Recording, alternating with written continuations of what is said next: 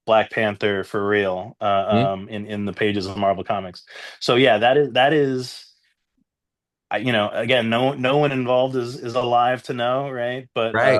it is a little peculiar how close Yeah, those two characters are. Very like extremely close. Yeah. for sure, man. Now, what advice would you kind of like give to somebody from your experience of working on this project that are like aspiring comic editors, creators from underrepresented backgrounds that would Hmm. that wanted to get in that wanted to start it themselves? Yeah.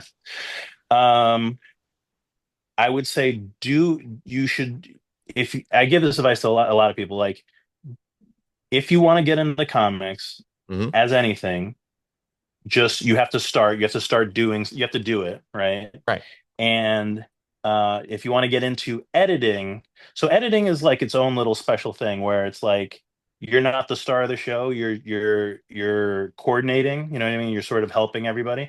Yeah. And so the question you would ask, the question people would ask is like, okay, well, what do you mean do it myself? Like I don't do anything. I get other people to do things, right?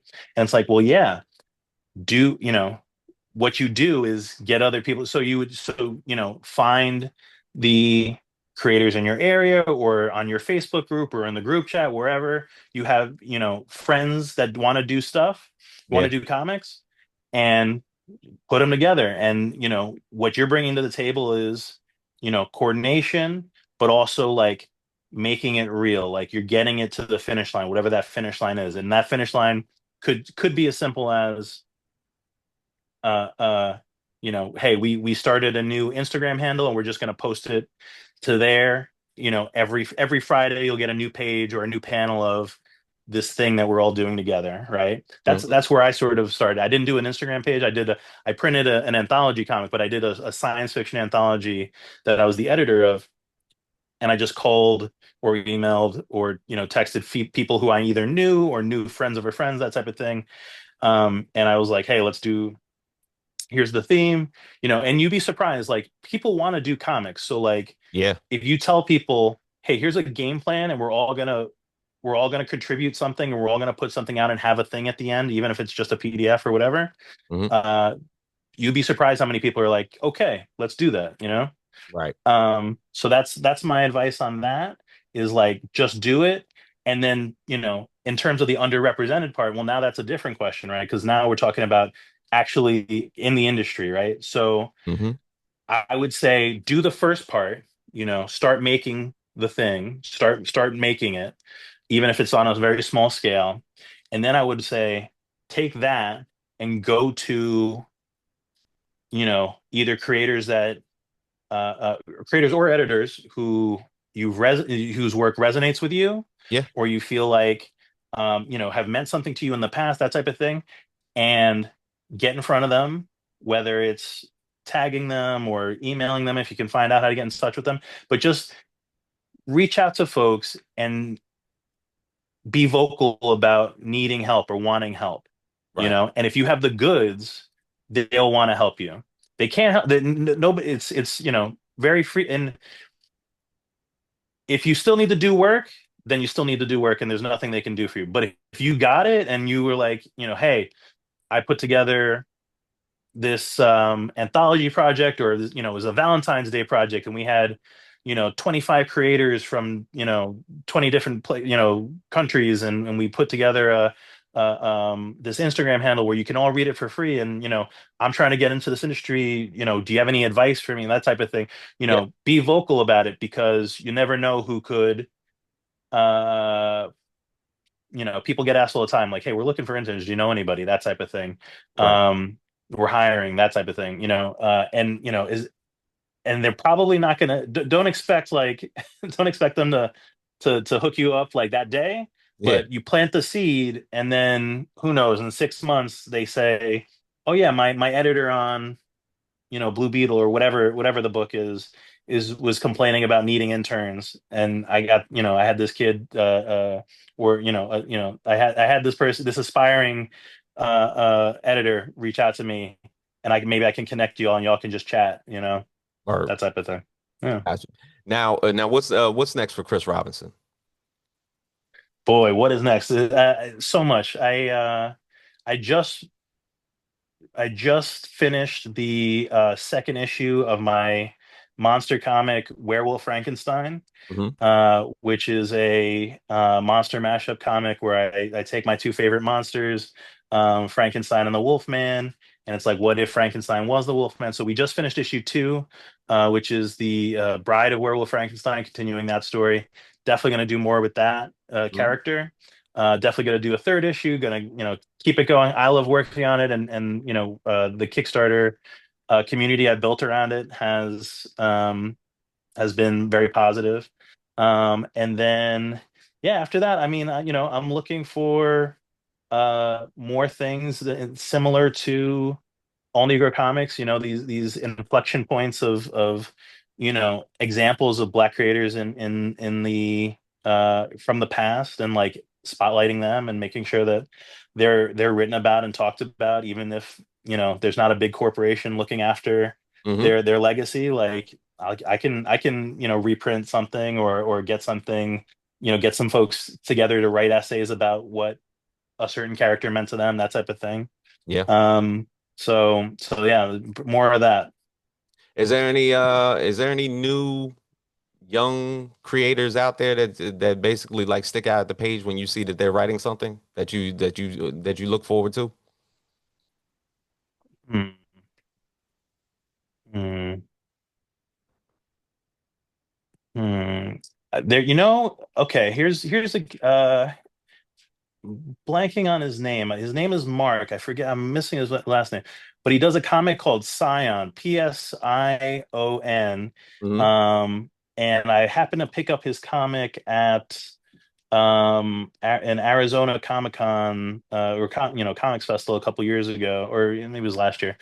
But he seems to be really, he's like a writer editor, and he seems to be putting in a lot of work on that front, and I'm excited about whatever he's got going on. And yeah, I wish I am excited, but I'm blanking on his last name. But Right, right, right. you know Mark, and then his the comic is Scion. So if you're watching this, definitely seek that out. He's very findable. He's like I believe his studio is like Crimson Sleeper Studio, something like that. But yeah, seek this young brother out because he's got I feel like I see a spark in the stuff he's doing for sure. Definitely. Chris, this was amazing. Thank you. Thank you for joining me. Glad to hear so much about this project. For those that hadn't had a chance to know about the project, or better yet, even had a chance to even read, it's now in distribution through Image Comics. It's now in distribution through Simon and Schuster. So it's a very now easily accessible item for a lot of people out there. So easy, so easy. Definitely, man. So this was great. I look forward to what's to come from you, as well as the talks, more talks about all Negro comics, because I feel like more talks need to be had. 100%. This is not the end of the journey. This is the start of the journey. Or We did the Kickstarter for the hardcover. We did the soft cover. I'm gonna keep banging the drum for this project, or for All Negro Comics, in as many different forms as they'll let me. You know what I mean? So expect to keep hearing more about it for definitely, sure. for sure. So, Chris Robinson, thank you everybody for joining us today. We will see you guys next time on the Facts Project. We are out.